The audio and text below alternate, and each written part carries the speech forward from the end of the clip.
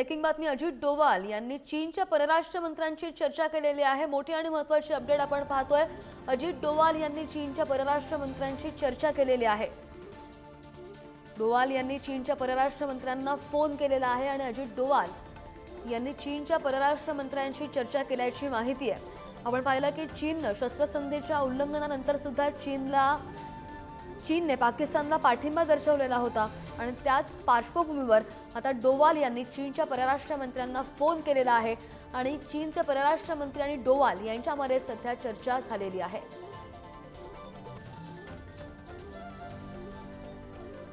काय चर्चा होते याकडे आपलं लक्ष असेल। मात्र मोठी आणि महत्त्वाची अपडेट आपण पाहतोय। चीनकडून पहलगाम हल्ल्याचा निषेध करण्यात आलेला होता आणि अजित डोवाल यांनी त्याच पार्श्वभूमीवर त्यांची चीनच्या परराष्ट्र मंत्र्यांशी चर्चा सुद्धा सुरू आहे।